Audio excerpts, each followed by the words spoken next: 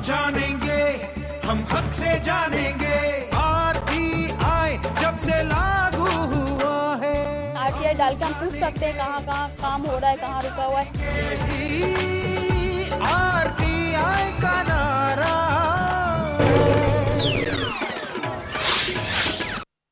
नमस्कार, जानने का हक में आपका स्वागत है। मैं हूं अशोक श्रीवास्तव। देश की राजधानी दिल्ली में पिछले दिनों एक ऐसा हादसा, एक ऐसी घटना हमारे सामने आई जिसने पूरे देश को, पूरे समाज को झकझोर कर रख दिया और शर्मसार भी किया। एक मासूम बच्ची, एक छोटी बच्ची जिसको नौकरानी कहकर उस पर लगातार जुल्म किए जा रहे थे, वो हादसा देश के सामने आया और एक बड़ी एनजीओ, शक्तिवाहिनी नाम की एक एनजीओ ने इस बच्ची को छुड़ाया। और जब इस बच्ची को छुड़ाया गया तो बहुत सारी ऐसी कहानियां सामने आई जो वाकई हमें झकझोर कर रख देती हैं। लेकिन ये अकेली ऐसी घटना नहीं है, इस तरह के बहुत से वाकये, बहुत से हादसे लगातार हमारे सामने आते हैं। और इस पूरे वाकये से जो एक बड़ा सच सामने निकल कर आया वो ये कि पूरे देश में बच्चे लगातार गायब होते हैं और जो बच्चे गायब होते हैं वो ह्यूमन ट्रैफिकिंग के जरिए बहुत से बच्चे सेक्स रैकेट में डाल दिए जाते हैं और बहुत से बच्चे जो इस तरह से डोमेस्टिक सर्वेंट के नाम पे देश भर में जो रैकेट चलते हैं वहां पर झोंक दिए जाते हैं। और ये सारा सच आरटीआई से निकल कर आया और आज अपने कार्यक्रम में हम इन्हीं मुद्दों पर बात करेंगे, इन्हीं से जुड़ी हम कहानियां देखेंगे। और क्योंकि ये मुद्दा न सिर्फ शर्मसार करने वाला है बल्कि बहुत ये भावुक मुद्दा भी है, हमारी संवेदनाओं को झकझोरने वाला मुद्दा भी है। और आज इस पर बातचीत करने के लिए हमारे साथ स्टूडियो में दो मेहमान मौजूद है। परिचय करा दें, हमारे साथ स्टूडियो में नीना नाइक जी हैं। नीना नाइक जी एनसीपीसीआर की सदस्य हैं। बहुत बहुत शुक्रिया नीना नाइक जी आपका यहाँ आने के लिए। और हमारे साथ दूसरे मेहमान सत्यप्रकाश जी हैं। सत्यप्रकाश जी एफएक्सबी इंडिया सुरक्षा से जुड़े हुए हैं और ये संस्था देश के 10 राज्यों में बच्चों की सुरक्षा, चाइल्ड राइट और ह्यूमन ट्रैफिकिंग के ऊपर लगातार काम करें। बहुत बहुत शुक्रिया सत्यप्रकाश जी आपका भी यहाँ आने के लिए। इससे पहले कि हम इस मुद्दे को समझें, इस मुद्दे की गहराई में जाएं, पहले हम रिपोर्ट देखते हैं कि दरअसल जो बच्ची छुड़ाई गई, जो देश के राजधानी के एक पॉश इलाके से जो बच्ची छुड़ाई गई, उस बच्ची लगातार किस तरह से यातनाओं का शिकार हो रही थी। और जब यही संस्था, शक्तिवाहिनी नाम की जब संस्था ने जब दिल्ली पुलिस में आरटीआई लगाई और यह जानना चाहा कि पुलिस इस तरह के मामलों में किस तरह से कार्रवाई करती है, तो क्या सच सामने आया, इसी से जुड़ी रिपोर्ट है हमारे संवाददाता आकिब खान की। रोजगार की तलाश में दिल्ली आ गई, या यूं कह लें दिल्ली ले आया गया।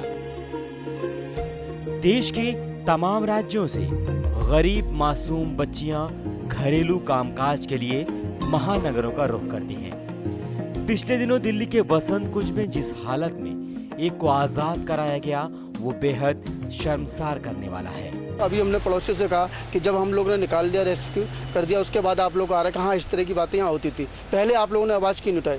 कि हमें उनसे डर लगता था, क्योंकि वो तो गाली गलौज करते थे और एक इस तरीके से तो व्यवहार करते जिससे हमें उनसे बोलने में डर लगता।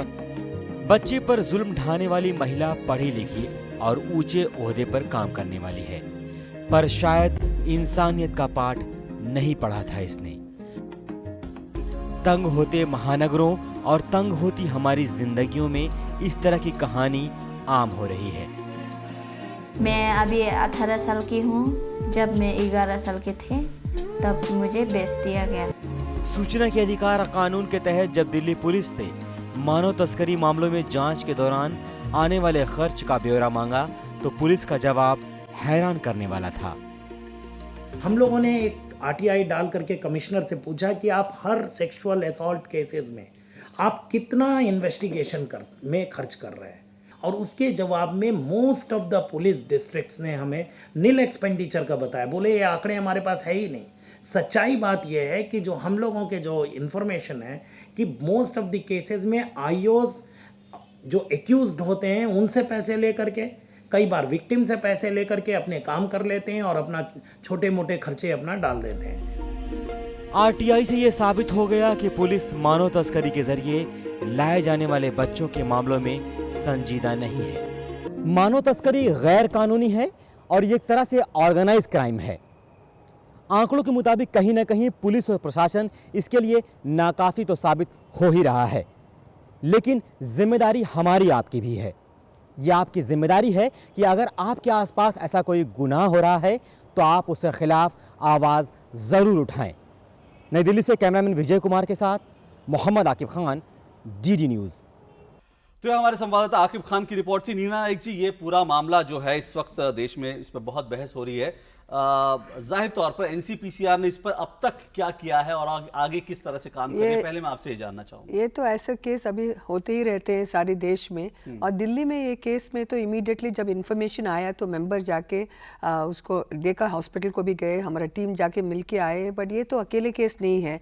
2-3 महीने पहले 12 साल के बच्चे इधर आए थे और दोनों, एक तो इधर ही उनका मरण हुआ और दूसरे रास्ते में उनका मरण हुआ।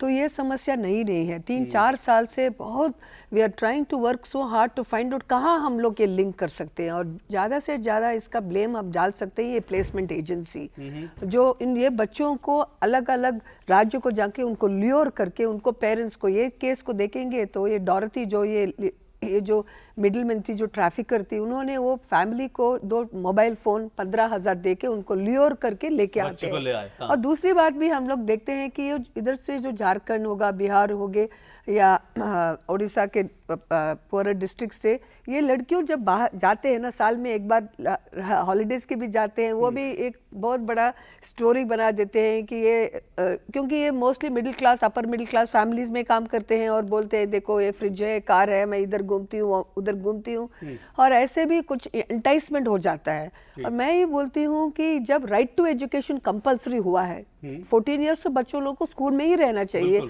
तो उनका रिस्पॉन्सिबिलिटी, कोई भी बच्चा मिसिंग है, अबडक्टेड हो गया है या पेरेंट्स ने ही वॉलंटरली उनको कुछ लेके उनको भेज दिया है, तो हमको उधर ही पकड़ना चाहिए। आप इसको कैसे देखते हैं? क्या राज्य सरकारों की भूमिका के आगे भी कोई इसमें रास्ता है? जिस तरह से नीना जी ने बताया, और मैं इस पर एक बार गौर करूं, अगर एक रिसेंट रिपोर्ट जो कि दिल्ली सरकार के तरफ से एडिशनल लेबर कमिश्नर ने जारी किया, जिसमें बताया कि पिछले 4 सालों में लगभग 3,700 बच्चे मुक्त कराए गए बाल श्रम से। जी, देश भर से नहीं, सिर्फ दिल्ली से। सिर्फ दिल्ली से। क्योंकि ये जानना जरूरी है कि दिल्ली एक डेस्टिनेशन एरिया है जहां पर बिहार, झारखंड, वेस्ट बंगाल, उड़ीसा, ऐसे किन्हीं सोर्स राज्यों से वो बच्चे लाए जाते हैं यहाँ पर। और मुख्यतः जिस तरह से आपने बताया कि वो प्लेसमेंट एजेंसी के द्वारा लाए जाते हैं, कोई एक बीच में मिडिल मैन होता है। जो 3,700 का जो आंकड़ा था, उसमें से लगभग 95% जो बच्चे थे वो 14 साल से कम उम्र के थे। जी। अब जब ये बच्चे कम उम्र के थे तो कई बार सुप्रीम कोर्ट और जो भारत सरकार ने है उनके लिए, उनके वेलफेयर स्कीम्स के लिए कई मुआवजे बनाए।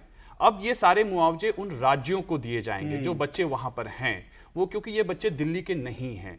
तो इसमें कई सारी चीजें सामने आई, जिसमें ये लगा कि दिल्ली में और राज्यों के बीच में जो तालमेल है, जो समन्वय है, वो बहुत आवश्यक है। जब इन बच्चों को हम मुक्त कराते हैं, उन्हें हम कैसे फिर से समाज में वापस जोड़ें, उनको कैसे, जैसा नीना जी ने बताया कि राइट टू एजुकेशन जब एक कंपल्सरी एक्ट है, कॉन्स्टिट्यूशनल राइट है, तो वो क्यों उनसे वंचित है। जी। तो मुझे लग रहा है कि जो सोर्स एरियाज में हैं, वहां पर इन बच्चों के लिए, इन प्लेसमेंट एजेंसीज के लिए काम करना अति आवश्यक है। और इसका एक उदाहरण है, झारखंड में 2012 में वहां के प्रिंसिपल सेक्रेटरी ने एक आदेश निकाला जिसमें यह बताया कि जो बच्चे या जो मजदूर झारखंड से पलायन कर रहे हैं उनको आई कार्ड दिया जाए, और ये आई कार्ड इशू करने का जो जिम्मा है वो पंचायत स्तर पर होगा, ताकि जितने भी पलायन होने वाले मजदूर हैं या बच्चे हैं या जो भी इस तरह के वर्ग के लोग आते हैं, उनका एक पूरा खाका पंचायत स्तर पर उपस्थित हो। आपको लगता है कि जो राज्य सरकारें हैं, पूरा सिस्टम है, बच्चों को लेकर संवेदनाओं की कहीं ना कहीं कमी है? बच्चे क्योंकि वोटर नहीं होते, इसलिए जाहिर तौर पे उनके मुद्दे जो हैं पॉलिटिकल पार्टियों के लिए, सत्ता में बैठे लोगों के लिए उनके मुद्दे करेक्ट, वो भी वो एक है। और ये कि गरीबी है, बहुत गरीबी। देखो झारखंड में इतना फैला हुआ है और ट्राइबल बेल्ट है, इतना गरीबी है कि देखना है कि जो गवर्नमेंट का स्कीम्स और प्रोग्राम्स उनको जाके does it reach them, reach होता है या नहीं। जी।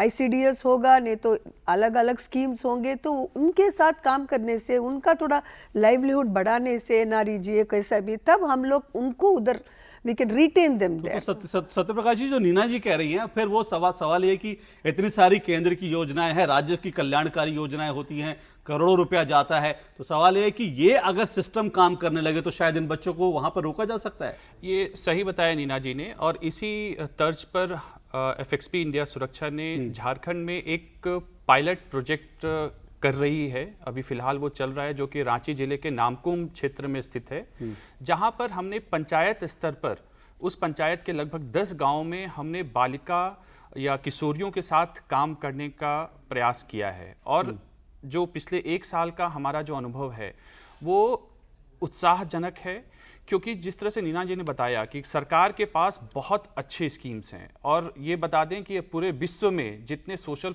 वेलफेयर स्कीम्स भारत सरकार के द्वारा जारी की जाती हैं उसका एक उदाहरण दिया जाता है जी। फर्क ये होता है कि उसका इम्प्लीमेंटेशन, उसकी अकाउंटेबिलिटी, उसको मॉनिटर करने वाले ऐसे संरचनाएं हैं या नहीं। फिलहाल एक जैसे झारखंड की बात चली यहाँ पर, और झारखंड को लेकर ये जिक्र किया गया कि झारखंड जैसे राज्य जहाँ गरीबी बहुत है, वहाँ से उनके माँ बाप को कुछ कोई ना कोई लालच देकर बच्चे वहाँ से उठा लिए जाते हैं, वहाँ से निकाले जाते हैं, और फिर उनको जो है बड़े शहरों में लाकर इस तरह के जो रैकेट हैं वहाँ पर झोंक दिया जाता है। और क्या इन बच्चों का दर्द होता है, क्या इन बच्चों की संवेदनाएं किस तरह से होती है, इन बच्चों की पीड़ा जो होती है, उसी को देखते हैं हम अपनी रिपोर्ट में। हमारे संवाददाता अरविंद चतुर्वेदी और विनोद चौधरी की इस रिपोर्ट में। हमारे देश के भाग्य विधाताओं ने राजनीति की ऐसी विसात बिछाई है कि गरीब सिर्फ वोट दे सके, गरीब सपने न देख पाए और गरीबी से आगे कुछ सोच ही न पाए। झारखंड, पश्चिम बंगाल, उड़ीसा, बिहार कुछ ऐसे राज्य हैं जहां से बड़े बड़े बदलाव देश में आए हैं, लेकिन अगर कुछ नहीं बदला है तो यहां के गरीबों का तकदीर। इसी का फायदा उठाकर इन राज्यों से भोले भाले मासूम बच्चों को अच्छी नौकरी और बेहतर जीवन का ख्वाब दिखाकर दलाल शहर ले आते हैं। यह है झारखंड सिंहभूम जिले की रहने वाली नमिता। नमिता को अपने सगे मामा ने दलालों के हाथों बेच दिया। नमिता जैसी लाखों लड़कियां दलालों के हाथों फंसकर बंगलों में चाकरी कर रही हैं। जब मैं 5 साल की हुई थी तो दूसरा कोई का घर में काम करते थे, बहुत मारते पीटते थे, काम करने के बावजूद भी मारते थे हमको। फिर हमको वहाँ पर अच्छा भी नहीं लगा, खाने पीने भी अच्छा नहीं मिलता था हमको। सूचना के अधिकार से जो आंकड़े हैं वो चौंकाने वाले तो हैं ही। सवाल उठता है कि हम इतने पत्थर दिल कैसे हो गए। हमारे आसपास खुलेआम प्लेसमेंट एजेंसियां धंधे कर रहे हैं, एनजीओ है, पुलिस है, पढ़े लिखे इंसान है, लेकिन अगर कुछ नहीं है तो वो है हमारा जमीर, हमारी नियत।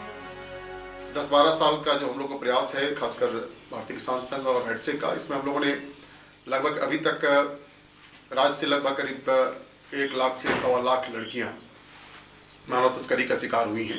स्टेट प्लान ऑफ एक्शन बनाने के लिए हम लोगों ने जिम्मेदारी सरकार को हम लोगों ने सौंपा था, और इसका परिणाम है कि आज तक सरकार ने इस महत्वपूर्ण विषय को लेकर जितनी संवेदनशीलता होनी चाहिए उतनी नहीं है। दुनिया में मानव तस्करी का 4.8% भारत में होता है। झारखंड, उड़ीसा, पश्चिम बंगाल, बिहार से तस्करी के मामले सबसे ज्यादा आ रहे हैं। हमारे आसपास बहुत सारी लड़कियां जो झारखंड से आती हैं, पश्चिम बंगाल से आती हैं, वो घरेलू कामगार के रूप में सड़क पर काम करते हुए दिख जाती हैं। उनके बारे में हम सोचना नहीं चाहते। आखिर क्यों? हमारा ज़मीर को आखिर हो क्या गया है? हम क्यों उनके बारे में जानना नहीं चाहते हैं कि वो किस तरीके से अपनी ज़िंदगी व्यतीत कर रही हैं? यहाँ पर देखने वाली बात यह है कि बड़ा पढ़ा लिखा हुआ समाज हमारा उसके पर न कुछ करना चाहता है और न ही उसे देखना पसंद करता है, और उस पर जुल्म अलग से करता है।